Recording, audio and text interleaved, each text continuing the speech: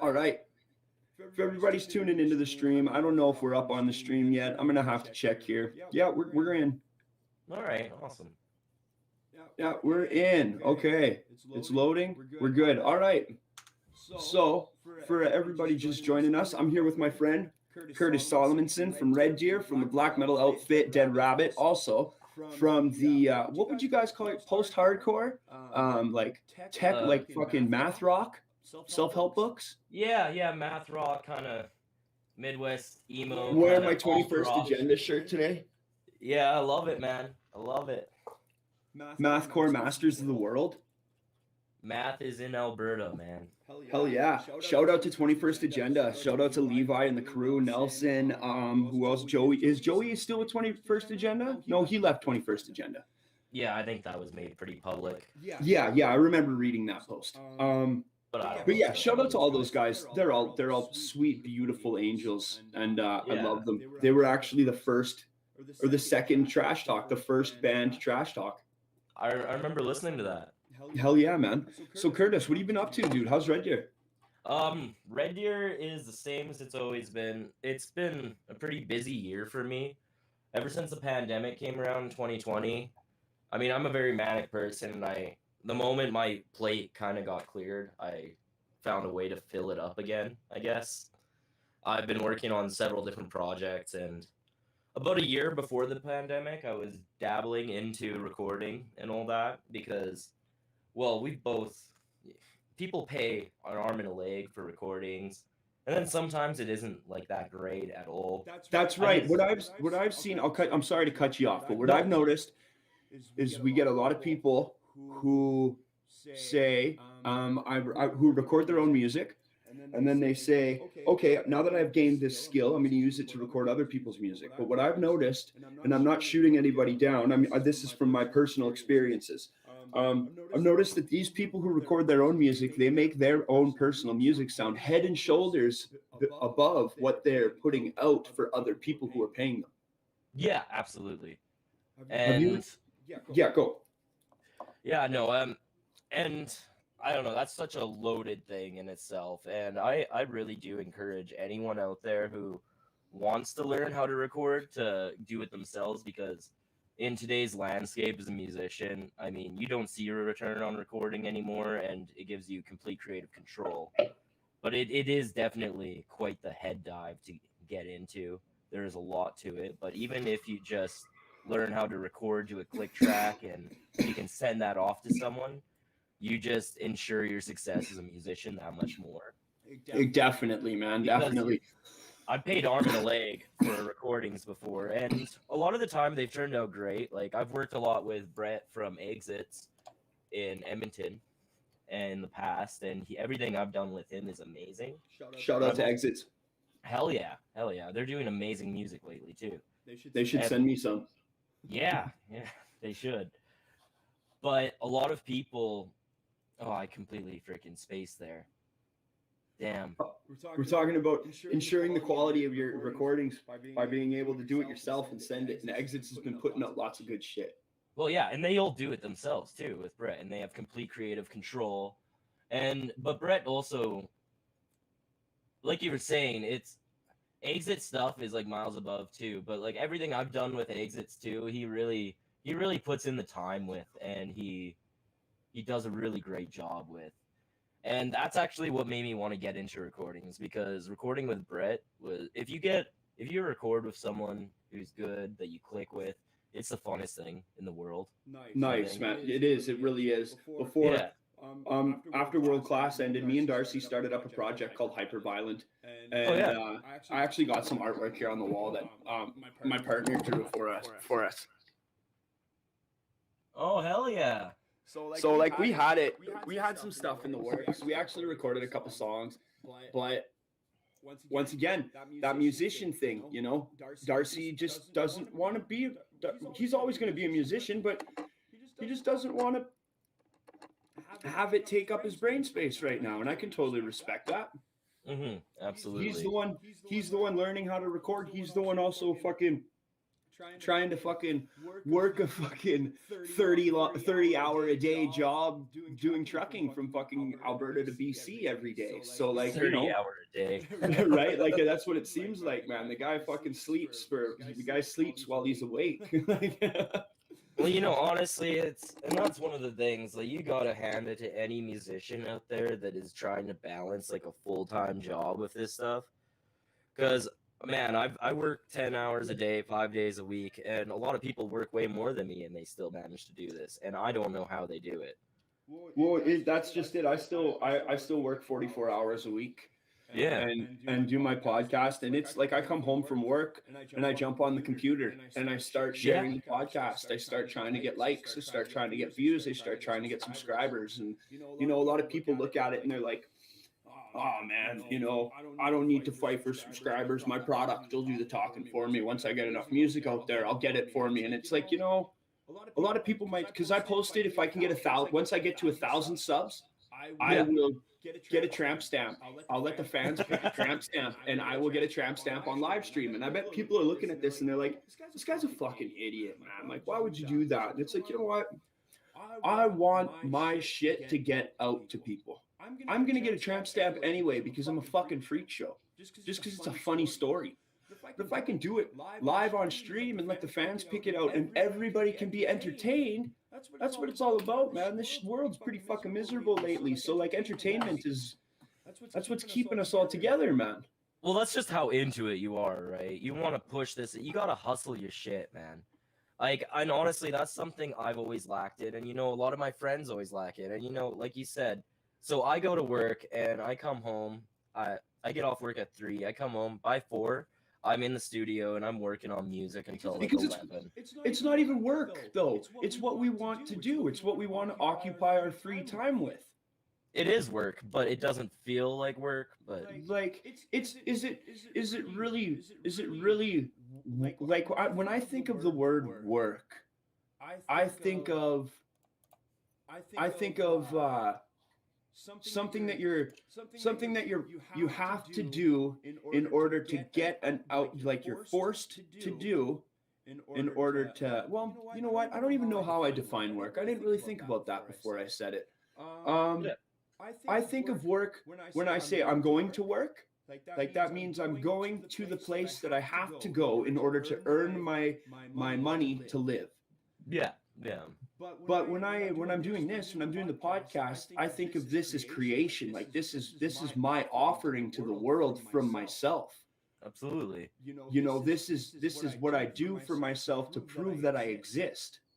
But you're absolutely cutting yourself short if you say it's not work, right? Because I put that in a. You're totally right. I put that in a totally wrong process in my brain, and it didn't come out right. You're totally right, man. Well, no, I get you.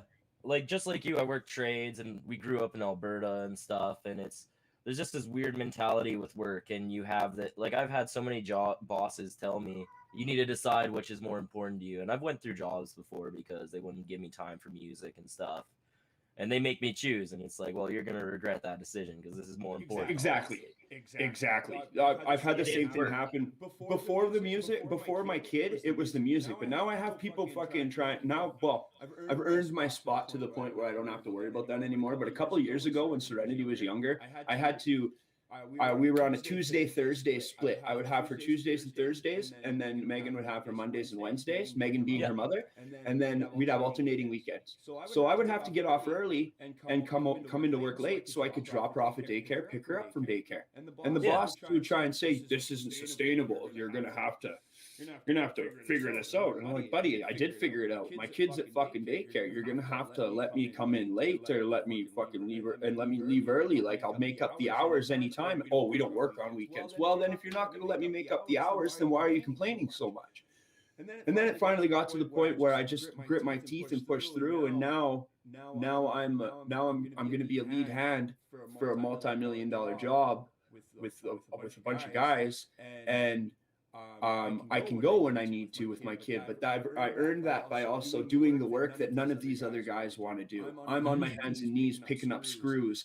I'm on the roof on my hands and knees screwing stuff into the wall in between like tight spaces where the gun barely fits with your hand, and because they don't want to spend all their time doing that, they want to do the stuff where their numbers go up, and that's understandable. That's okay. It all needs to get done, and I'm going to do it. Work's work. Someone's gonna get paid to do it. Okay, let's get over to the work talk though. Let's go to the work. Let's go to the other work talk. Let's talk about your music, buddy. What's going on with Dead Rabbit? What's going on with self-help books? So let's start with what you and Joe are doing with Dead Rabbit. Dead Rabbit's a really fun thing that I'm kind of, because when I first got into music, my roots are in black metal. I was a big Outcast in high school, and that was the only thing that I could like kind of relate to, even though it's super problematic these days. Because a lot of black metal musicians are pieces of shit, but I loved the music. You got to separate. I've been talking to a lot of people about this. I had a Hyperia on here last week, and we talked about Iced Earth. And you know, Iced Earth. Yeah. There's a lot of people that still like Iced Earth, and then I like Gigi Allen. We all know Gigi Allen's a rapist and a piece of shit. Yeah, you probably wouldn't hang out with the guy. No, man, he smells like poop. That's yucky. Yeah, exactly. And I mean, we can't dismiss these people, but also a lot of us have been growing up into this time of accountability, and it wasn't always like this. It used hold the person accountable. Don't hold their creations accountable. Their creations aren't hurting anybody. When I was young, I was poor. I didn't have internet. I didn't have access to know about. I had LimeWire that I leached off of at school, and then I wouldn't know anything about what I listened to. Or I'd buy CDs, and I didn't really know that much about it. And then you grow up, and it kind of shapes you as a musician, and you find out, oh, these people are all shitty. Yeah. But you're still taking away the musicality for it, and it has to kind of develop you as a person and as a musician. It's one of those things. I'm really against a lot of that, but I'm gonna steer away from that anyways. But black metal was kind of where it all started musically for me. I remember being 13 and hearing it, and it was just the most dissonant and ugly thing I ever heard in my life, and I fell in love with it.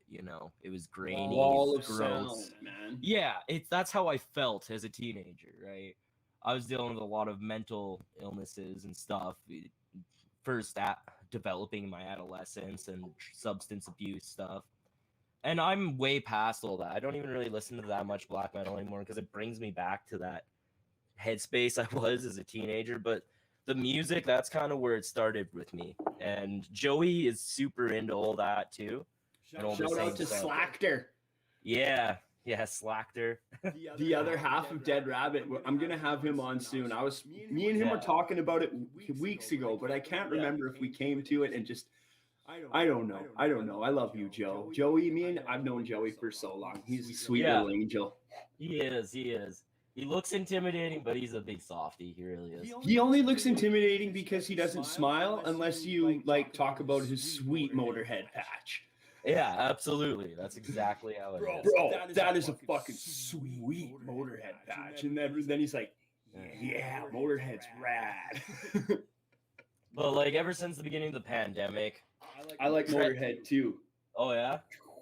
I never super got into Motorhead until just a few years back. I kind of slept on them a lot. The spirit of Lemmy. It's the spirit of Lemmy, okay? When you watch, because I never really liked the music that much either.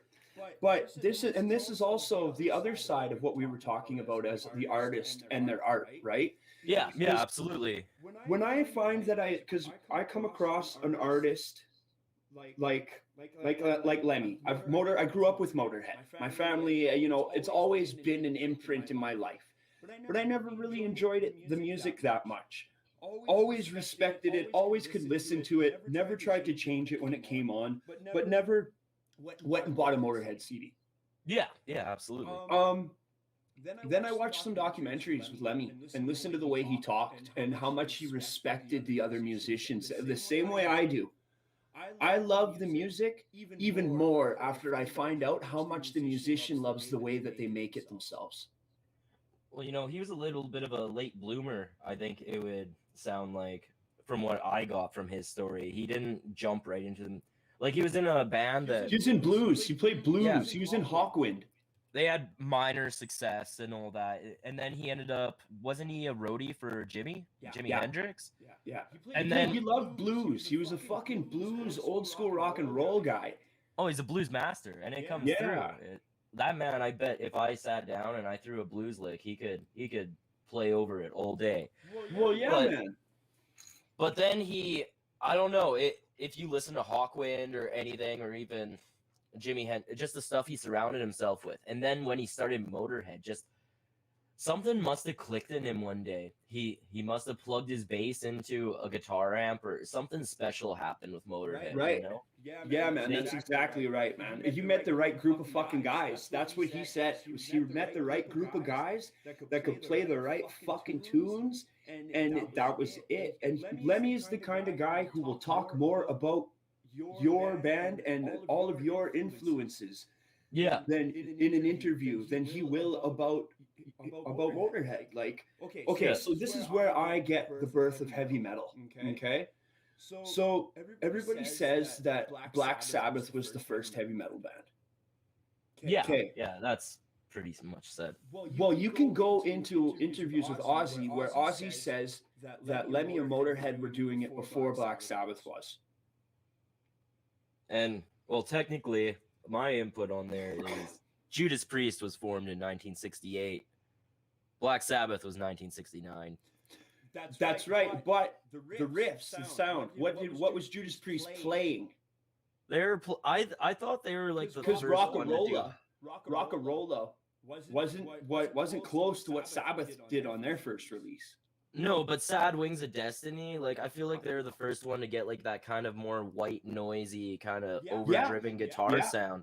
But like, and that's not to take away from any of them. I love Sabbath too. Same here. I Same love with Sabbath. Judas Priest. I love Judas Priest too. They were But, all okay, doing that. So let's get to this, okay? So Yeah.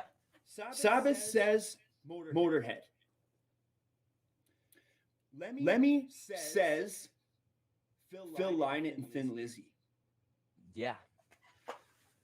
So we have Thin Lizzy as the proverbial birth of the heavy metal sound from the people who say who society, the scene has said were the birth. So Thin Lizzy was the birth of heavy metal, man. And that's the thing. Like when everyone always argues too about the culmination of a sound, you know, where it came from. And as musicians ourselves, and like we've seen sounds arise locally here in Alberta too, and you see trends, and it happens as a group. It's never just one set band or anything. And they all usually all influence. It happens exactly like it's a wave. Judas Priest, Lemmy, Motorhead, fucking Ozzy. They all came from the same fucking place. Yeah, So, exactly. In all, the birthplace of heavy metal is still Europe. Yeah, Britain. Absolutely. Thin Lizzy's from Ireland, but they're still played. They didn't play all their shows in fucking Ireland. That's for damn sure. Especially in the 70s. Especially Phil being black and a musician in Ireland in the 70s. Like I imagine that was a very fucking segregated and hard time. Absolutely. I couldn't imagine. That was IRA terrorist time, man. That was car bomb time.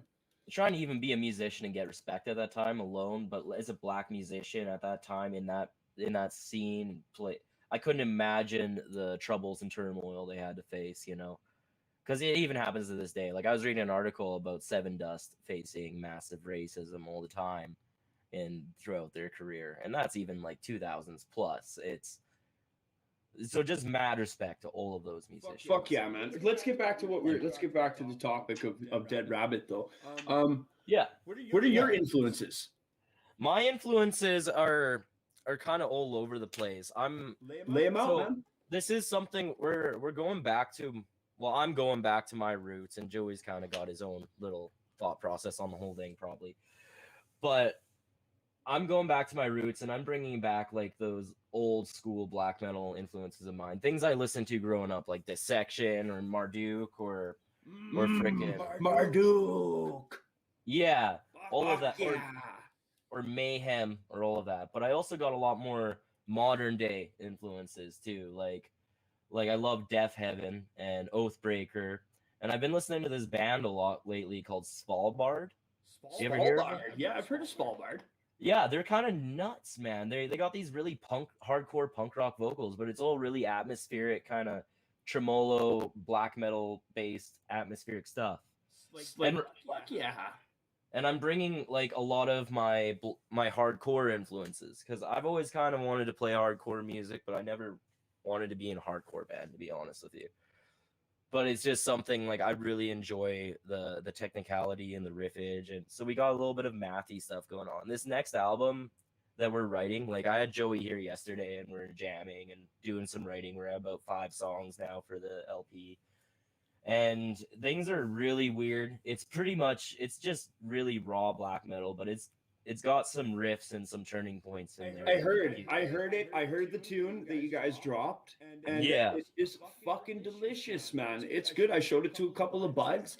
They fucking think it's pretty good too, man. Like you guys are definitely fucking carving a sound out, and you're not just like recording shit on your phones and putting it out. You know, not that that would be bad, but actually, so fun fact. Okay, maybe I'm all wrong here. We recorded all of that on GarageBand on a phone. I went out and bought one of those. I went out and like 2 years ago when I first started recording, I got an iPhone so I could use GarageBand, and I bought a $40 interface that you can plug into the headphone jack, and then you plug a guitar into that. And then you can play to a click track, you can program drums on. It's nothing extravagant. It's actually not very good. But you fucking did it, man. Respect. It's like a digital audio workshop for dummies, you know. It's Pro Tools for dummies, and bro, it's actually Cubase. It's actually Cubase. Yeah, GarageBand is actually Cubase. Yeah, but the iOS version too is like super dumbed down. And so about a year ago when Joey was talking to me about doing a black metal project, because like the world slowed the hell down, he always wanted to do that and all that. And actually back in the day we were both in a black metal band at 2 different times. Was that Heltra? I was the first guitarist of Heltra. Nice. When I was like 16, and then something with me and Ken happened. I don't remember. I was so young. I haven't talked to Ken in a while. Shout out to Ken. I hope you're doing well, buddy. Yeah, but I don't know what happened there. But anyways, then Joey ended up coming in and taking my place. But I didn't even know Joey at the time or anything. So it's kind of funny years later that we're doing something together. And Ken, like this. And Ken is, I hope, being Ken somewhere. Yeah, Ken's definitely out there doing some Ken stuff. I fucking hope so. Kenning it up. Yeah, I haven't seen that guy since probably then, and that was like when I was 16. I'm 25 now, so that was almost 10 years ago. That was a long time ago. And I forget where I was going with this. I do that a lot. And you were the first guitar player. We were talking about you getting your iPhone interface, and yeah, that's kind of how I started with recording, and I'm really glad because some people they also think, hey, I'm gonna go out and I'm gonna get a laptop, I'm gonna download Reaper, and I'm just gonna be able to go from there. I had a year with this Pro Tool for Dummies, and I went out and I thought that, and then it still took me like a month of watching tutorials to figure out how to even work the damn thing, you know? I am still like a frigging newborn baby learning OBS Studio and learning my podcasting and learning the new, I thought I was going to be able to jump into it and just be able to do interviews and throw it out and record a video anywhere I want and be able to post it. And it doesn't work like that, man. Like it doesn't work like that. Yeah. You can. It does work like that, but not if you want to do something valuable. Like not if you want to create a product that's worth showing to people. You can't sell yourself short when it comes to work. Then we're back to it again, right? Like, but yeah, absolutely. You got tutorials.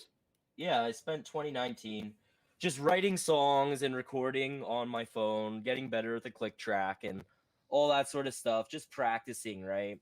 And then about a year later, around last April, I got my laptop and I got set up with like a big boy recording stuff, you know, and I dried up every single track I had recorded, transferred everything over to Reaper, and I've been remastering and remixing all of it with some more professional sounding stuff. But all of the instruments on Left to Rot by DEADRABBIT were recorded on an iPhone. All of it. Respect. And that's kind of funny. I love you too, man. It does kind of keep that lo-fi black metal. You make sure you keep some space for me on a recording so I can yell at one of your microphones next time I come down to Red Deer. I would love that. You just hit me up, my man. I've always got something for you. I will fucking throw down. I got buddy Nate. Shout out to Nate Bonnet, Medicine Hat. I do the same thing with him. I'll go down to his place and I'll be like, "What do you got for me?" And he'll be like, "Okay, so I want you to throw some vocals on this, and I want you to do highs. I want you to do lows. I want you to do this. I want you to double track. I want you to triple track." It's like perfect. Let's go to work. Yeah, him and what's his partner in No Hope? That's Ray. Yeah, Ray. That's how I pronounce her name. Yeah. No problem. She's super cool about it. You just gotta notice. You just gotta notice. Absolutely. I talk to her semi-regularly. I listened to her work in the Evulsion when I was a teenager. Yes. And I used to love the Evulsion. Me too. So yeah, I've talked to her about quite a bit, and she's been really helpful. And I don't know Nate, but I know of his work, and I have a lot of respect for him. And Nate, that's kind of... You tell Nate that me and you are tight, and you can talk to him the same way that you talk to me, man. He's just as cool with all this shit. That's kind of what inspires me to do this, because I see all these amazing musicians like Ray and Nate, and they put out this great stuff, and they had to work hard to get there.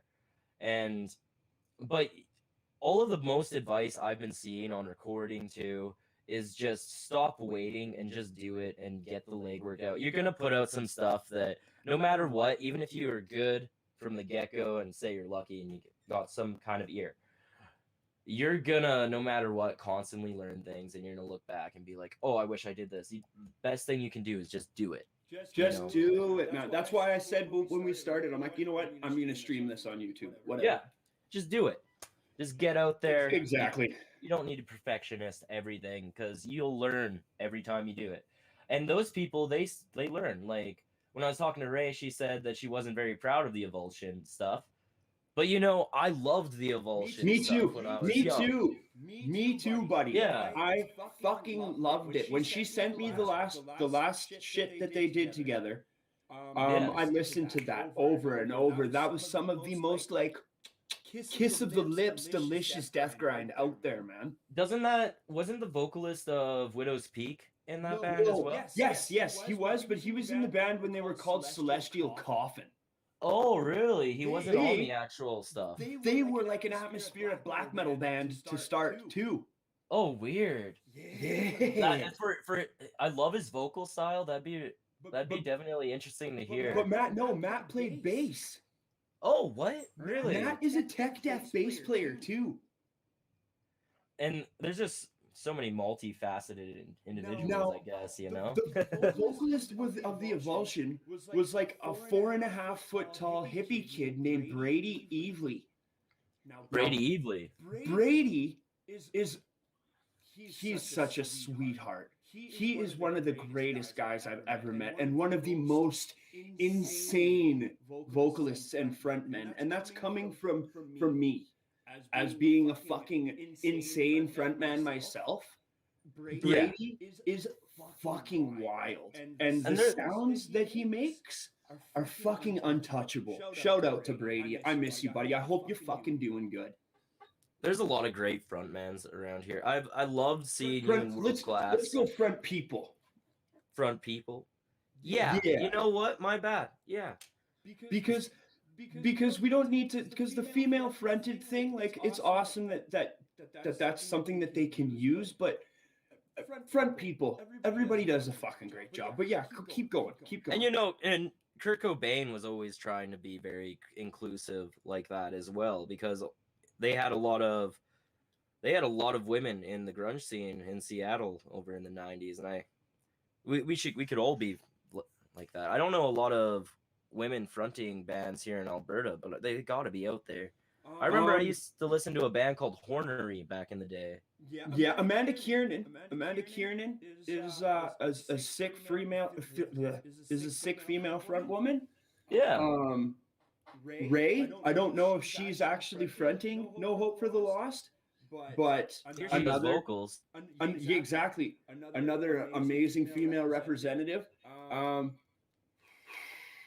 It's been a while since Hyperia's in Vancouver, but they were from Calgary. Marley is one of those individuals as well. Then you got like Mortality Rate, and then you got going into more hardcore shit, like crazy fucking hardcore shit. There's a lot of women fronting crazy hardcore bands right now. Yeah, absolutely. But also, like, before the pandemic, I want to say one band I saw the year before the pandemic playing shows that really struck me was Harsh. Yes, I was just gonna say that. Rob. Yeah. Rob from fucking Copsicle. I haven't talked to him for a while, but he's also another non-binary individual. Absolutely. I don't even know that person's preferred pronouns anymore. It's been so long since I've talked to them. So we can just go they them on that one, I guess. Absolutely. But they're an amazing band. They really are. Yeah. They put on a good show. Rob is one of the greatest punk musicians I've ever had the pleasure of meeting. From Copsicle to Harsh. Shout out to Odie and Morgan from Copsicle as well. I hope you guys are doing good. Odie was in Calgary here picking up skeletons for taxidermy, but oh yeah. I wasn't able to. He was too busy, and I was too busy, so we weren't able to cross paths. Yeah, absolutely. He's got wild stuff too. Shout out to Overdose Reality. Yeah. But I've always just been really inspired seeing all of these great musicians around here in Alberta, and especially like I was talking about with Nate and Ray, they produce themselves and they sound amazing. Like I heard their single that they released, and I've listened to it a few times because I'm just like, what the fuck? This is just so good. And that's something I really aspire to one day. But to do it, you just gotta do it, you know. And that's what they do. One of mine and Nate's biggest talking points is putting in the efforts and getting is reaping what you sow. Absolutely. Reaping what you sow. You only get the outcome of the amount. You only get the sum benefit of the effort you put in. And you need to be humble too, because you're gonna make mistakes. At first I was hitting random knobs on everything, and I was like, yeah, this sounds good. But you know, I've been taking some online classes the last handful of weeks, and they've been making night and day difference. Just be humble, try to learn, just be the best you. Not to sound like a fortune cookie. You know? That's right. And don't think that because a bunch of people think you're really good at something that you are any better than anybody else. Oh, absolutely not. And music's subjective as hell, you know? Like just except for the music I listen to, because the music I listen to is better than all the music anybody else listens to. Absolutely. And that's exactly the point, right? And if they don't listen to the same bands that I do, then they obviously have no taste in music. Oh yeah. Absolutely tasteless. Could you imagine? I couldn't, because I do listen to that, and I agree. Oh man, I was actually listening to some Little Texas earlier today. Some fucking some little hardcore EDM. What do you mean by hardcore EDM?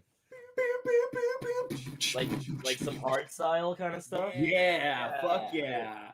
I'm into the hard style. I really got a soft spot for EDM. And I like going fast. And I think that developed actually because, you know, I grew up around like that scene core time when like all of these bands were doing like metalcore and electronic music, and I loved that shit. That kind of gatewayed me into a lot of EDM. That, and I was a teenager when Skrillex was big. So it was there. You couldn't get away from it. Yeah, you literally couldn't escape it. It's like cyberbullying in the early 2000s, man. You just couldn't escape it. Yeah, exactly. Oh man, that's savage. Yeah. But hey, I remember back in the day when. Oh yeah, sorry. Keep going, buddy. No, you. I've lost my train of thought, and I'm listening to you now.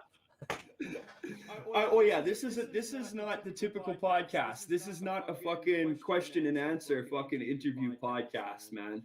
No, we're. I've been busy the last few years. I haven't seen you in forever, man. And the last But yeah, we're friends. I miss you, man. This is a conversation between friends. The last time I saw you, dude, you were fucking screaming at me, and Nate, we wrote this song for you, man. Yeah. Woo! You know, I always wish that Self-Help Books recorded that hardcore song we had, because we did that for a while, because we're a really tender band, and we play and we just liked making people uncomfortable sometimes, and just go complete. We were all hardcore kids, right? At heart. From emo to screamo in one song. Yeah, exactly. Because like Riley had This Monster Won't Die for a long time, and I loved those boys. TMWD. That's OG, man. OG. That's been on there for years, man. You know, a little fun fact, and I love saying this. Rat Trap by Pridelands, the riffs in that used to be a TMWD song. Oh! Yeah. Sweet treats. I love these little nuggets of knowledge. I gotta actually sit down with Mr. Brett Tronis. Yeah. From Pridelands. Yeah, Sit those down with boys. those guys. Yeah, they've had a few Smoke lineup Tanner changes over stupid. the last year, but they're raking it out. I have so much respect for Tanner. He's an amazing musician. He could probably. Remember the Stranger Danger days? I do remember the Stranger Danger days, and they did a lot of good things too. Then didn't they play Sonic Boom or something of the sort? I don't remember any of the festivals or any of that sort of back then in those days, man. You got to remember how absolutely deplorable I was with the way I treated myself. Well, no, and we were talking about that earlier too. It's hard to escape that. I was wasted as fuck those years, too. Yeah, buddy. Like I was talking. Mark Russell posted a poster from 2014 of a 3-day PD or a 3-day CBC anniversary show, and it was headlined by Dayglow Abortions. No shit. And our name, World Class White Trash, is on the poster, pretty damn close to the top. I barely remember any of it. Oh, that's a shame, because that would probably be a killer memory too. I barely remember a lot of the shows that we played. And, you know, haha, funny joke, cool. But I would really like to fucking remember those shows. I would really like to have some of those interactions fucking in that bank so I could use it for the podcast and use it to help people and talk to people and relate to people, you know? And like, you know, we're good friends, and you're saying like it's been so long since we talked to each other, but like even then, like I wish I could remember every time we've talked, you know? Yeah, buddy. There's been a couple, like, once again, like there's been times where I've rolled up to shows still wasted from the night before to start getting wasted again. And it's like I think about it now, and I'm definitely reaping the rewards of treating myself so shabbily. Yeah. It's not fun. Big shout out to all the musicians that are trying to be sober or just be better versions of themselves, you know, because it is really, especially with local music, because we're not playing massive venues or anything. What do you play? We're also not getting paid like we have a career. Yeah. We don't have contracts. We don't have publicists to keep us in line to say, hey, you have a lot of jobs. People's jobs are riding on your entertainment ability, you know? That's a lot of talent in like an uncontrolled kind of environment, a chaotic environment of like a lot of substance expression. abuse, and it's easy to kind of like lose yourself in the dissonance there. And yeah, it's just mad respect to anyone. And this pandemic's probably been a good thing for some musicians. Like, yeah, but we can't discount the fact that it's probably been a bad thing for a lot of people who were using shows and using the interactions with their bands and jamming as an outlet to get out of their own head, right? Oh yeah, and that's the thing too. With Smelly it's been a really hard year because we didn't have a jam space in the beginning of the year, but you know we just did everything we could. We'd go out to the park and we'd do acoustic jams and acoustic versions of our songs, and it really sucks for a lot of people. Like, I haven't even seen any of those boys in a few months because of all of the extra restrictions and everything. And I really hope that my homies are doing really well and all that. I just really can't wait until it's we can all start making music together, you know, because not everyone can just sit at home and make music with themselves. And even that, I get fucking bored jamming with myself, and it sometimes it feels like there's no one there to kind of bring out that extra edge in me or push me to kind of push that boundary a bit, you know. I get inspired a lot by the people I play music with. Yeah, Dead that's Rabbit, exactly right. I couldn't do Dead Rabbit on my own. I Black metal is really in my roots and everything. It's not something I necessarily feel these days as much as like it's a really cool thing to like try and hone my skills and everything, but that's something like I can't write lyrics for it. That's why I really love having Joey, and he's Slackter. He's been really inspiring me with that lately. He's too. a fucking artist in the upper echelons, that guy, and he's finally starting to tear away all of his fucking walls and let his art just fucking go. And Absolutely. people are in for a fucking treat because he is Joey. I hope you're watching this. You're an amazing fucking artist, man, and the shit that you're going to be putting out here in the next couple of years, it's going to find its fucking niche, and there's going to be a lot of people that fucking hits, and I'm very stoked to see it myself, man. He's always been like I always looked up to him before I met him as like a really experienced performer and musician, but he's really a great musician. He's well rounded, and he's a force to be reckoned with. Like I've since we started jamming and writing this album, like the songs are just getting harder and harder, and it's really pushing me, honestly. Mm-hmm. But it's really bringing out a lot of great stuff every time we jam. Like we've got 5 songs after about 6 jams together and all that. I'm really stoked for where it's going. I'm really hoping I can take advantage of this pandemic and get the album out before life kind of goes back to normal, if that ever happens, you know, because as soon as it does, all the commitments that come with music are gonna come with it, you know. Yeah, there's a lot of stuff that with music that people are forgetting that's going to come back when shows come back, and that involves like promoters, dealing with promoters, you know, dealing with advertisement for your shows, dealing with bars, dealing with promoting yourself as a band, coming up, because a lot of bands have just been doing like buckling down, making that music, doing the fucking shit. Hey, we're chilling, we might as well do it.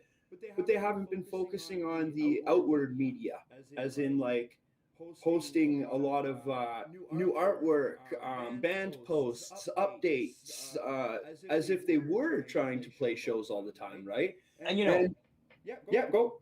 That's something I even need to improve on, because like I was saying, I come home and I put my work in on the studio, working on the actual music, but that's no excuse. You got to hustle it, right? And I'd like to encourage anyone. I know a lot of people right now working on some great materials, some great albums, because we have the opportunity to, right?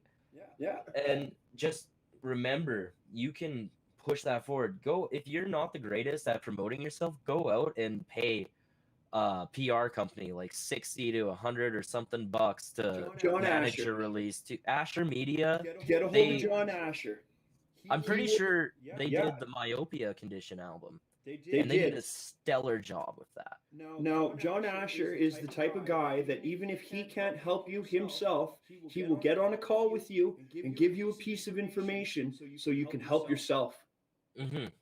Because obviously you can't lower your standards to help every individual who says they need help, or else you're going to end up lowering the standard of your business and your output. But a piece of information is free, and you can always help somebody by giving them some info and by and by caring enough to say, hey, I know you want some help. I care about what you're doing. I'm going to give you this piece of help, and you don't have to pay me anything for it. But don't come back. And this is purely speculation. Obviously, I've talked to John Asher. He's never said this to me, but Yeah. you can't go back to that person unless you've applied that piece of advice. You can't go back for more if you have you can't go back for seconds unless you finished your first meal, right? Absolutely, yeah. So John Asher is the type of person where I think would be a good starting point for anybody. Anybody who wants to take their shit seriously, of course, not anybody who wants to start a band. Yeah, absolutely. Yeah, anyone who wants to go to that extra mile and get their stuff out there, you gotta hustle. And that's the trouble with all of us being self-managed and self-produced as it is. Like, some of us have, there's some musicians out there, they're just really good at playing, and that's it. And that's great. Some people have entire teams to manage their social media and all of that. Yeah. It's really hard to develop these extra skills and apply yourself, and it gets exhausting if you have a whole full-time job and you're doing this on the side. Sometimes it feels like a lot. But there are avenues you can take where you can get help, and sometimes it's affordable, and sometimes even just a word of advice will help you do it yourself properly. Well, that you've done it yourself. You've gone the route of the YouTube tutorial videos and stuff. Yeah, absolutely. Like for me, what I've been doing is because I'm a grassroots kind of guy. Because of developing trying my best to keep developing the fan base of World Class White Trash when I was in the band. I was always posting, I was always sharing, I was always trying to get people involved and trying to get those people's focus on what we were doing. And we had a fairly good following without releasing a lot of stuff, just by playing shows. And it ruined us, totally ruined us, but we still did it, and it was still doable. But now I'm at the point where I can build trash talk by doing the grassroots, talking to people, going into groups, networking with people, getting those individual clicks instead of trying to get a whole bunch of follows and a whole bunch of views, and then getting myself all worked up if I don't get the numbers that I want. Yeah, like any of my friends right now that may be watching this that I know are recording music, if they're struggling to even figure out where to begin with promoting it, I think they could look at everything you're doing lately. Give me a call. Give me a call. If you're a new band and you want to promote your shit, give me a call. I want to talk to you. Let's fucking do this. Let's get some good new shit going on, and let's get some young kids putting some messages out for people and doing it in a positive way. And if I can be a positive starting point so that they could do it in a way that doesn't inject them directly into a volatile bar scene, then awesome. I'm totally game for that. If new bands out there, get a hold of me. Trash Talk Radio, man. Trash Talk Radio 666@gmail.com. Send me your shit. Absolutely. And that's what they need to do, right? They just need to send their shit. Like, that's what I was saying. Like, everyone who has you added, they can see you in their feed on every social media every day. You're just putting yourself out there, and you're hustling out the word that you're doing this, right? And that's kind of the best starting point you can do if you want to promote yourself and not spend a dime. But you just really got to get out there, and you got to do it every single day. That's the thing. It's kind of like working out. You skip a day, and then, well, that's just a day people aren't thinking about it, right? Well, and complacency comes quick, and it comes very, very easy. Yeah, I'm absolutely. That's absolutely something I deal with as well. That's something everyone deals with. Well, you work in the trades the same as I do. You know what it's like to get to start Monday. Dragging off the weekend, get really good and focused by Tuesday, be in the zone by Wednesday, be thinking about the weekend by Thursday, and then not be wanting to work at all by Friday. And then all of a sudden you hear about somebody getting hurt. That's absolutely what happens. Complacency, man. It's very easy, and you don't even notice it, man. It comes in like fatigue at the end of the day. That's what it is. That's what it is. You're just tired of constantly reminding yourself of something. You're tired of going through the motions, or you've put that on the back burner because you haven't had a bad outcome from those actions yet. So you haven't thought about how they could develop a bad outcome. So you get complacent on it, and then all of a sudden, next thing you know, you run your finger through a fucking table saw. Yeah, it happens. That's one of my worst fears, personally. Yeah. I operate saws for a living, so. Mm-hmm. Or here's one of mine at my work. I work on high rises. So, and being a lead hand, I always have to keep an eye on the guys and make sure that they're following too. But there's still things that are unavoidable. So we were at work. My friend was up on a sawhorse, which is only 3 feet off the ground, but we're in a walkway for a balcony that's 4 stories up. So the panel slipped. It was a small panel, and it rolled over his head, but it hit the railing. And it landed on the balcony. And that could have went over and landed on our guys who were trying to pack up panels. And it was just because, you know, he'd done it with 10 other panels and nothing had happened. So he did it with one more panel, but it was the quick way to do it. It wasn't the super safe and secure way to do it. And, you know, nobody saw it as a problem because nobody got hurt. But something happened, the panel fell. And then it became a problem. Now we have to change the way we do things because that can't happen again. Yeah, and this is translatable to like all walks of life. Yeah, preventable measures in everything you do. Always have a plan B. Yeah, and you get fatigued easily. You gotta take care of yourself. It's a really hard game to play. It really is with that middle game, you know? Yeah. Keeping that balance. Exactly. You got to keep the balance between life and work. You're like, I love working. I love keeping myself occupied. And I don't like to begrudgingly enslave myself for a wage, obviously. Well, no, none of us do. But I feel that I've gotten myself to a position where I don't have to worry about some of the things a lot of other people worry about, and I'm grateful for that. And I hope that those other people can figure out their position so that they don't have to feel super enslaved by their jobs. Absolutely. Because it's bad. Some employers are terrible, and some employees are completely brainwashed, and it's very sad. Oh, I was like that for the longest time. You know, I do dangerous shit for my old bosses all the time, and I didn't even know my workers' rights, didn't know I could say no, and I was brainwashed as hell. And for some reason, I had that like working man's hero Alberta attitude, where I was just like, oh, I work all the time. I don't do anything else in my life. I sacrifice my life for work. Yeah, fuck that. I'm doing good. And that's kind of what I was raised with. My dad was in trades, and he was a hardworking guy, and he always instilled that in me. And then one day I just woke up, and I was like, I'm not happy like this. This is stupid. You got to take care of yourself at the end of the day. And you got to, because how long do you work in a day? Like 10 hours? Nines. We do nines. Nines? Yeah, I do 10s, 9.5s, not including lunch, right? Do you get paid overtime? Oh yeah, I get paid overtime. That's a big thing too, is a lot of people aren't getting paid overtime anymore. Yeah. I don't even know my workers' rights anymore because the ECP have changed so much. There's not a lot. No. There's not a lot of rights out there right now. And it's ridiculous. It's ridiculous for sure. But let's get away from that. Yeah. I'm loving this talk though, man. It's fucking great to fucking talk to you finally. Man. But let's get back to the music. Yeah, absolutely. What gear are you using for Dead Rabbit? I'm using for all of the instruments and everything. We've been using DI'd stuff. We haven't really decided if we're gonna mic up a real amp or not for the album. We might use my PV 6505 plus. Okay, what are you using amp sims then?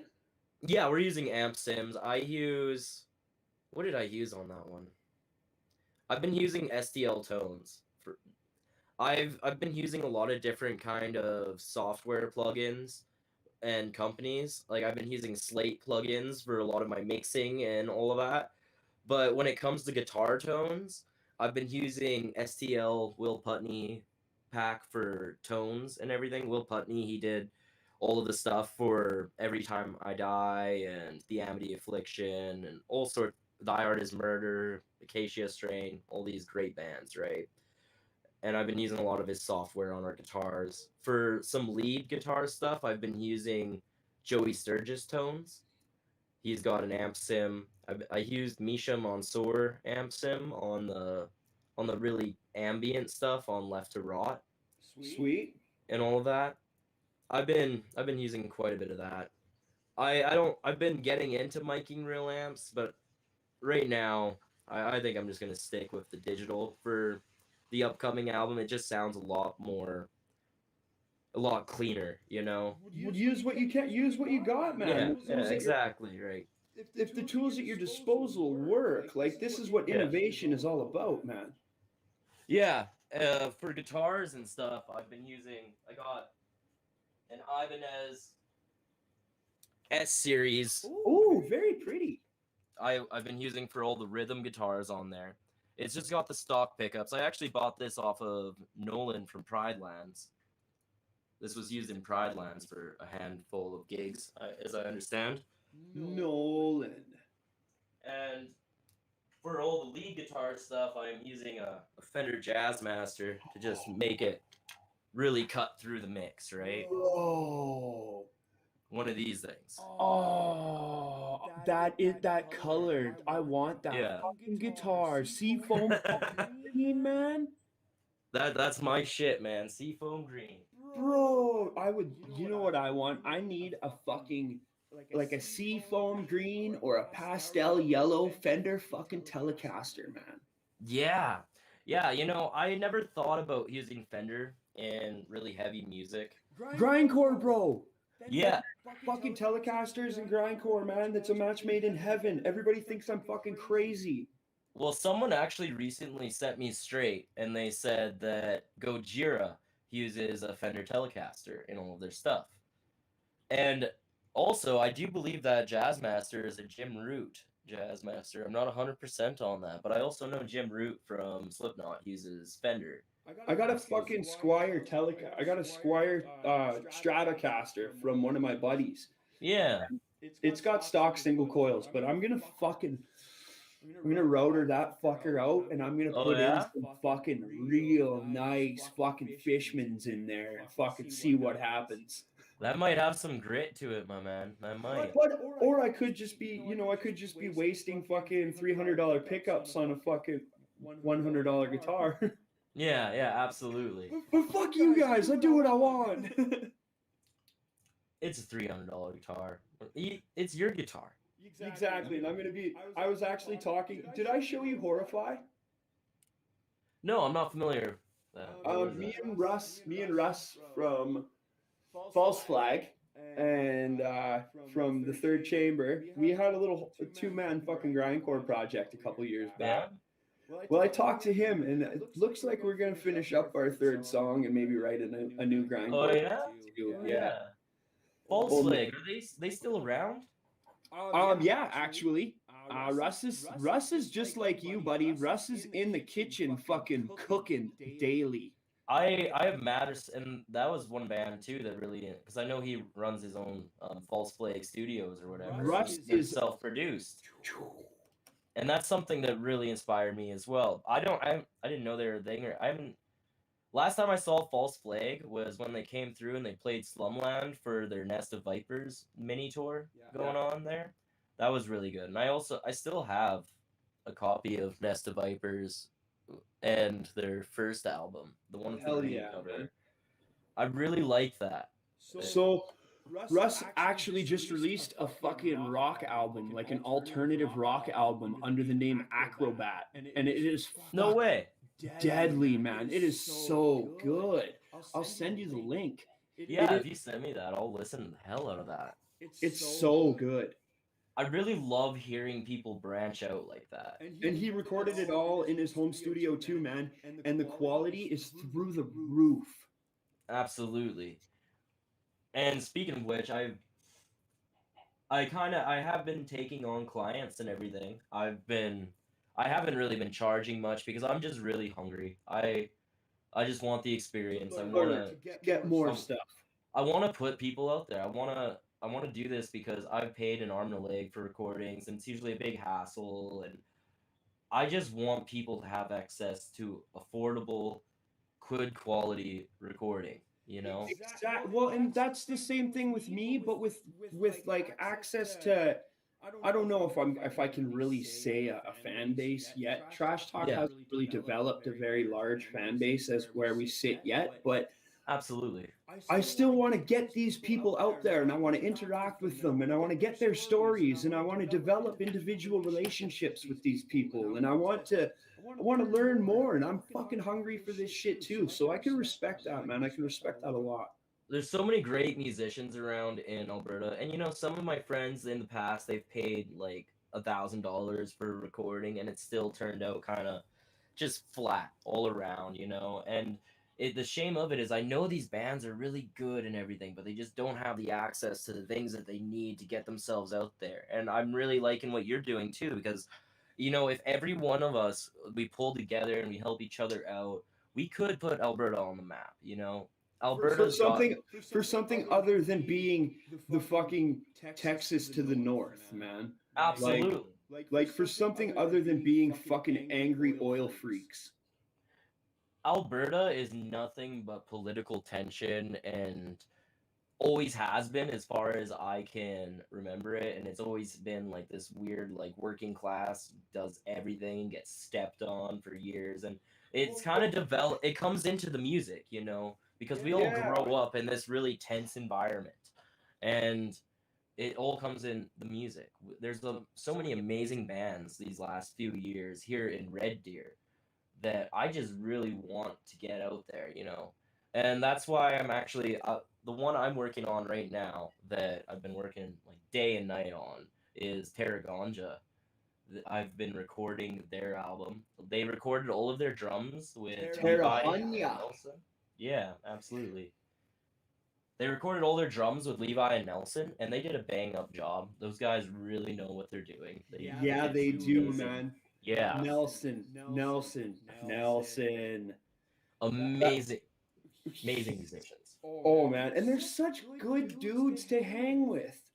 Levi is one of my oldest friends. Me and Levi have been really tight for a long I remember time. when Levi was just a little fucking gipper kicking around Slumland. Yeah, man. And now he's all grown up running businesses and shit. It's amazing just seeing some of our friends from their humble beginnings, and some of them are really grinding and just really going for it, you know.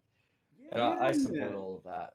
Well, I yeah, keep going, yeah, buddy. I remember when Levi was doing $20 setups, you know, just trying to get his hands on people's guitars and get the experience, and now look at him, right? Labyrinth Guitar Works. And they're doing stellar stuff, like the newest Labyrinth guitar, the Helios, or The he's really Helios. the Helios. I think that's what it's called. He's really branching out with that. He's doing something different that he hasn't done yet, and that's I gotta bring awesome. him in to talk about Labyrinth. Absolutely.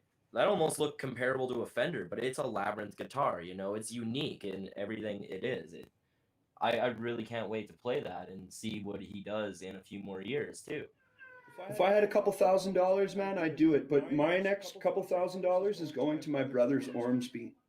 Ormsby. My brother has one of the first GTRs. Oh, no shit. Numbered, yeah, from the first production run. And I want it. And he wants like $1,700 for it, which is still an amazingly nice price because he hasn't played it barely at all. It just hangs on his wall. Yeah, and I'm gonna be perfectly honest here. The most I've ever paid for a guitar is $700. I've never went above that, and I don't know if I ever will. And I don't even know why I want to buy it. I think I want to buy it so I can prove something to myself. Yeah.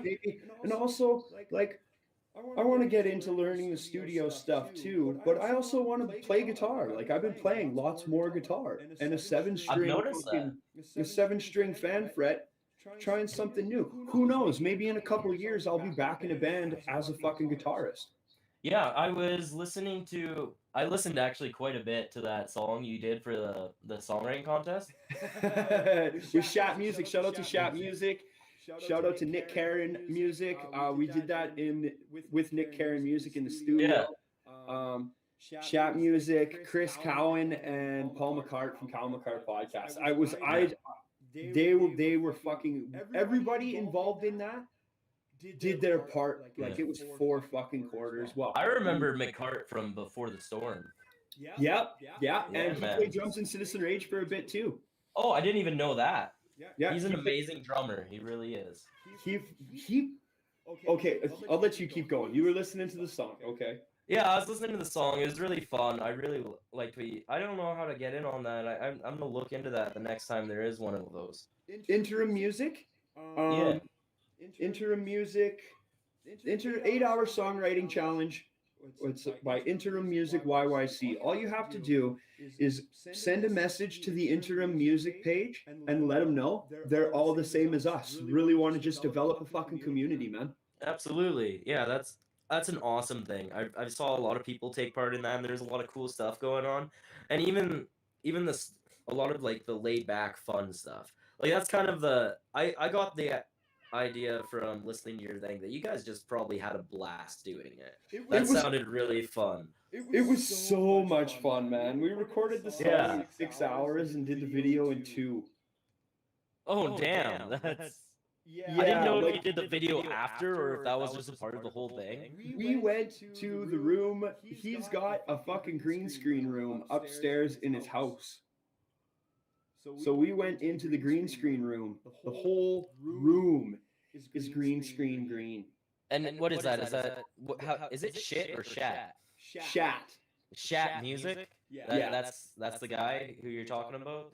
Well, Nick Karen Music is the engineer who recorded it. Shat Music was the artist involved in the writing and creating of the music.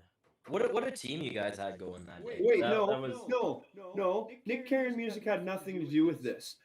No, Nick Karen Music had nothing to do with this. I think Shat stole one of his computers or like we broke into Nick Karen's house and just used his studio. I don't know. Shat Music is fucking crazy. He's been releasing some stuff lately, and I love just how chaotic it is. He's crazy. He's getting a new mask made. He's getting a new mask made with Elven Tree Designs in Calgary. It's gonna look fucking cool. And that's an example of someone I think who is doing like the networking right, and really promoting himself. And he's got a fun like persona going on or whatever he's doing there. Every time I see one of his posts in my feed, it just makes me laugh my ass off. Well, and that's you get the automatic. Is your caps lock stuck? And he always jumps back with the same thing. No, I don't use cap lock. I hold shift like a fucking psychopath. Yeah, man. And then I jump in there and I'm like, actually, I've seen his setup. He doesn't even have a shift key. Yeah, no, I forget where I was even going with this, but that was just really fun to watch. If you want to get involved with it, just get a hold of Interim Music. If you want to talk to Shat, send him a message and tell him you're one of my friends, and he'll fucking jump right in with you, man. He's super smart. He knows all of his shit, and he seems like it. But he's super humble too. Yeah, obviously doesn't seem like it in the posts and shit, but he's a very humble individual. Who will share information, man. It's all about sharing information. Absolutely. So, is there anything else you wanted to fucking say before we wrap this up? Yeah. There's a handful. I didn't even get. You got a list? Because we've just been shooting the shit, man. If you got some stuff you want to talk about, let's fucking keep going. Yeah, I miss you, man. I'm glad we're doing this. I don't really want to talk too much more about Dead Rabbit. That's all in the works. Just keep your eyes peeled and all that. I'm really stoked to release some of that stuff. Let's keep moving forward, buddy. Smelly, I wanted to just kind of plug that we have been busy this last year, and we're working on the pre-production on a new EP. And I'm just gonna keep that vague and kind of just just gonna spice them up and leave them to dry, hey? Yeah, absolutely. Smelly it. We got some tender stuff that we're gonna be putting out. But also this last year I've been working really hard on self-help books, and so is Riley McRae. He's been grinding and doing the most legwork of all of us. So it's been really a joint kind of thing. I love self-help books so much. Yeah, my man. It's funny because you had such an impact on the development of our band, actually, whether you believe it or not. because one day we played a show out in what was it? We played at Distortion for you. You were putting on shows, and we played with a lot of great punk bands. That was awesome. That was the time, like, when we first started, we weren't sure what we were doing. We were like, we wanted to do something a little bit more tender alt rock, you know, kind of push ourselves. But we were also like, we loved the Descendants, and we wanted a little bit of grit, but we still wanted to do yeah, but we still wanted to go for that tender stuff. We weren't sure what we were doing. But then we played that show with you, and then you came up to us and you said that we sounded like forests. And we weren't good. We didn't know who you were talking about or anything. We went home and we looked it up, and that completely changed everything for us. And we even covered a forest song for a lot of our sets. And that's just kind of, we decided after that, we weren't sure how you got that, but we wanted to be that. You know? You know me, Curtis. Yeah, absolutely. This music, whether it be heavy metal, whether it be punk rock, this aggressive, expressive, this music and the way this art is created, this is my life, man. This is my entire being. I turned, like, I was a horrifying drug addict and booze hound and pill user and everything head.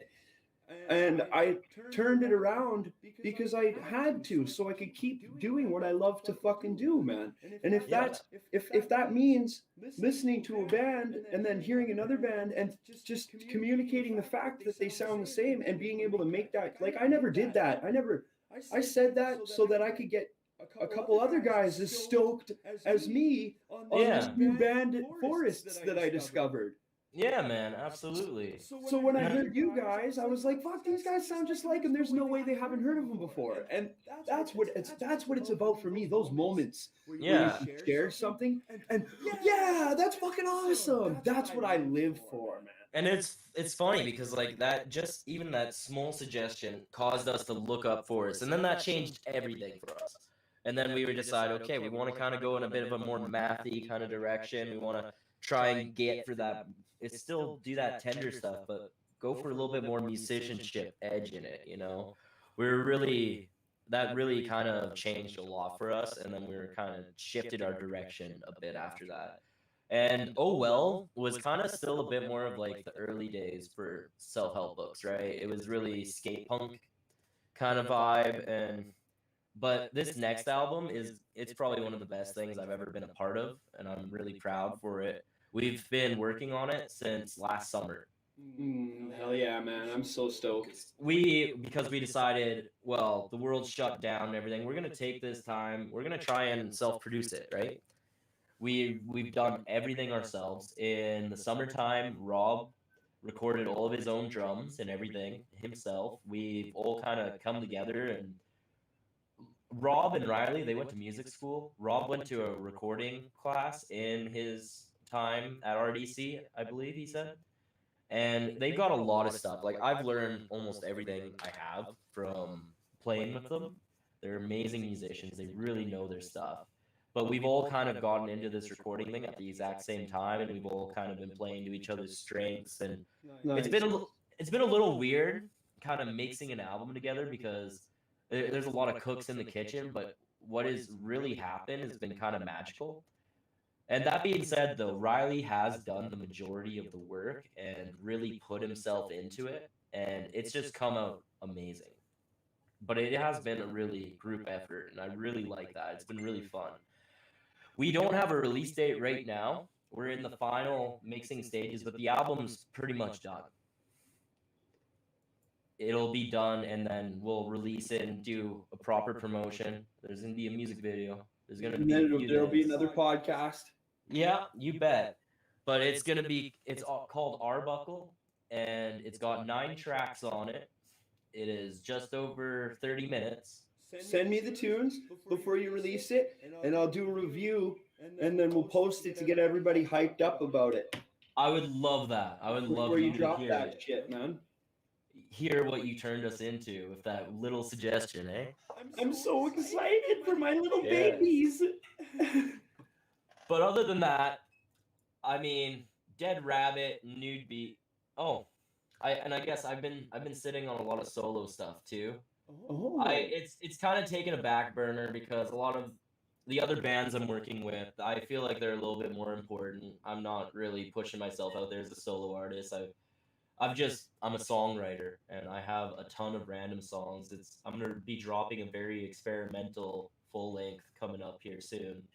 Completely recorded on an iPhone and done up very much like the Left to Rot is going to be. Cool. Very cool. It's gonna be a little lo-fi, and I'm not gonna put as much effort into publishing that as much as the other stuff. It's kind of something I've done for fun. I still look forward to checking that out too, buddy. Yeah, I'm gonna get weird with it because Hell yeah, man. I can't get weird with my actual like serious projects or anything. But other than that, like I've been starting up Nude Beach Studios, and I didn't think I'd actually be going for it. I thought I would just be getting into recording, and I'd be like, okay, this is a chore. This is just so I can put my own self out there. But producing music and recording and all that and mixing, it's kind of reinvigorated my love of music and inspired. I feel like that's my calling almost now. It's just the most fun I've ever had. And I've been lucky enough that I've had a lot of talented friends, and I've been working with some artists. I'm working on one album from a buddy of mine named Carson Lepke. He's got a solo album coming up. I've heard that name before. Yeah, and he's younger than me. He's just this kid, it feels like, but he's amazing. He's a very talented individual. His album's called The Embers That Glow From Behind, and it's got 8 tracks on it. And it's kind of 80s art poppy. That's some deep shit, man. Yeah.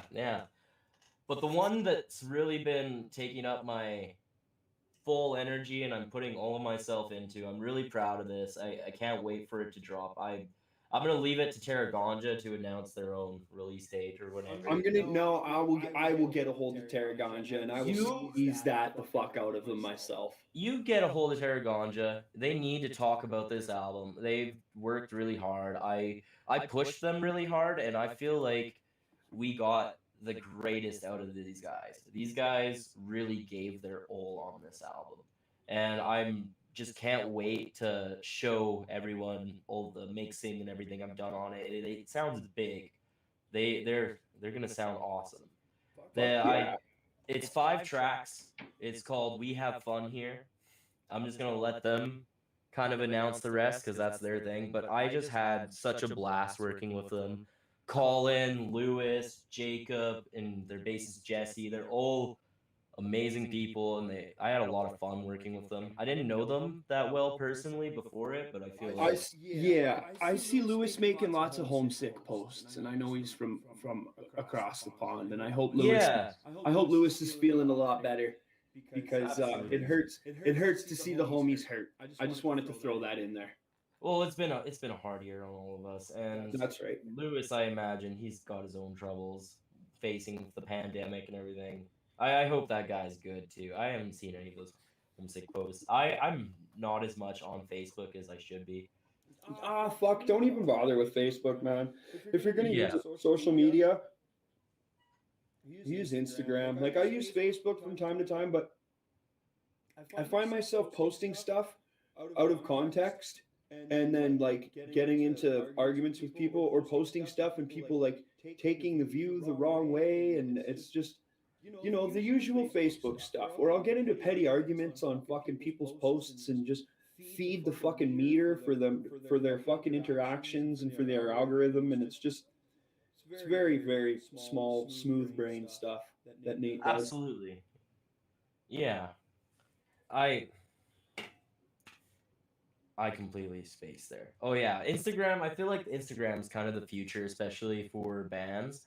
As a local band, you can't even really get much reach on Facebook. It's just really hard, and they'll try to charge you an arm and a leg to get reach. Whereas Instagram, you don't even need anyone to like your posts or you can just get out there. It's just got so much more reach. If you make content, even if you just record yourself playing like 20 seconds of good material every few weeks and you don't know much about like promoting yourself, just get a good 20-second clip of yourself every week, put it up, you'll start seeing reach, it'll start building up. Well, TikTok too. TikTok's another one. I haven't gotten into TikTok, but yeah, Eventually, if it comes to the point where I get that far, where I got to start getting the advertisement out, then yeah, I'll be going on TikTok because that's just another platform to fucking spread the news, right? Absolutely. Yeah, you got to really. Might as well go where the people are. The best thing you can do as a musician is just put yourself out there. That's it. And Instagram, I feel like it's just a lot more user friendly for us to get ourselves out there and get some actual traction than anything else is. I've never really had too much success on Facebook promotion, even at the most, or spending money on targeted ads or anything of the sort, what it has to offer, or even engagement, you know. But Instagram is really where it's at. Hell yeah, man. I like that. You bet, my man. So, keep on fucking rocking, Curtis. Do you got a list of shit that you're talking about? I want to hear about it. Yeah, absolutely. What do you mean? Sorry, what? What do you got going on? What do you got going on? Nude Beach Studios? What else you got? I'm working on Nude Beach Studios. I'm working with a few clients right now. The only two right now I'll say right off the bat is Carson Lepke and Tara Ganja. And I've got Nude Beach, which is my solo stuff. Also, same name. I just really like that name. That's the reason, man. I like it too. It definitely conjures a fucking mental image of music. I like it. I wasn't gonna call the studio Nude Beach Studios, actually. That was something Jacob said to me because I talked to him about Nude Beach at one point. And the reason I call my solo stuff Nude Beach is because, well, you know, some people are born with great solo names, right? Johnny Cash or Elvis Presley, or it goes on and on. There's great solo names. Curtis Solomonson just isn't. It just doesn't have that ring. No, and you know, I'm not going to talk shit about your name, but it doesn't quite have a good role to it, you know. And the reason why that is, like, I put a lot of experimental stuff into it. Like, I'm gonna release my album, and people are gonna listen to it and be like, "Yo, Curtis, this is fucking weird," and I'm gonna be like, "Yeah." The reason it's called Nude Beach is because it's just kind of a vulnerability thing, right? Me being vulnerable. And the reason I ended up calling it Nude Beach Studios was every day having Tara Ganja in here, it was kind of like a group therapy session. We got really into some deep stuff, and it was just really fun. And I felt like I really connected with these guys, and this album really brought out a lot of stuff, right? It really did. And I just want that kind of the thing with Nude Beach, Nude Beach Studios, that is, I'm trying to capture is just this environment where people can come in, they can feel vulnerable, and they can feel open and creatively explore themselves, you know, and actually get that on the record. Because, you know, that's the thing, like how you're feeling when you're recording, that kind of comes through. It kind of does. And even if it doesn't, every time you listen to that album you've cut, you're going to remember what the process was like. You're gonna remember if it was enjoyable or not, if you felt comfortable and all that. And I feel like creatively, you really just need to kind of let your hair down, you know, if you want to get the best out of yourself. And I kind of want to make an environment for that, you know, where people can come in and feel comfortable to kind of like be vulnerable and make some good fucking music, you know. For sure, buddy. Hell yeah, that's what the best music comes out. But yeah, I've got my solo stuff, Nude Beach Studios. I'm working really hard on DEADRABBIT. We're working really hard on self-help books, getting this album finalized, getting a release date, and doing all of that extra promotional shit. We're going to hustle the hell out of it. You're going to get annoyed by it, and hopefully everyone loves it. And if not, I don't care. It's a power move. If someone doesn't like something I put out, but they listen to it, that's a power move. Well, people who fucking hate me and probably watch my podcast just so they can make fun of me.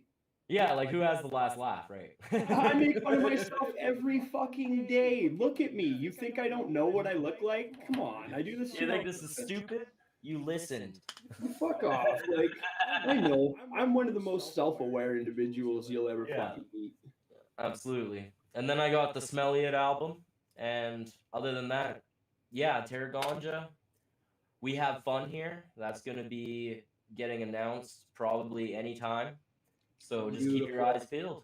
I'm going to have to talk to them next. Well, Curtis, This has been a fucking amazing conversation, man. Thanks, my man. I really miss you, man. I'm really glad to see you smiling and doing well for yourself. I miss you too, buddy. And I'm going to be in Red Deer soon. I got to do a podcast with Yumi Yokai still because we did half of one and then my recorder shit the bed. Oh, And then I got to redo another one with them right from the top. Get all that good Yumi goodness, right? I also did record some of the futures on the Umi Yokai album coming up. Oh, shit. Not a lot, though. You did. I was actually getting fucking Curtis is going to send. Do you have that song? Which song? Gin. Yeah, I do. Send it to me so I can put it on the cast because I told Franz to talk to Jesse and Jesse said he would, but then he didn't. Okay. You know what? If you got the song, send me the fucking song. I love those boys. I don't think they'll get mad at me for doing No, the they won't executive get thing mad. there. They won't get I'll mad. send you I know that. they won't. It will be totally fine. But yeah, I've already asked them. They've already said yes. They just got sidetracked and haven't been able to send it to me, and it's totally understandable. They really got a lot of great extra voices on there. I'm not gonna spoil. I'm on one of them too. I'm on there, and I'm not gonna spoil the rest. Dude. Everyone else is just gonna have to listen to the album. I'm on one of them songs. I really can't wait to hear that one. I saw a little snippet of your recording. You still got those chops, man. Buddy. Got 'em. Hey man, it's like riding a bicycle. Oh yeah. But yeah, Curtis, we're gonna have to wrap this up, man. It's been a fucking hour and a half. Oh, you bet, man. You bet. Well, stay on the call after the stream, and we'll say our goodbyes. All right. All right, my man. All right, everybody watching, thanks for coming to check this stream out. This has been Trash Talk with Nate Trash and my good buddy Curtis Solomonson from Dead Rabbit, from Smelly It, from Self Help Books, and from Nude Beach and Nude Beach Studios in Red Deer.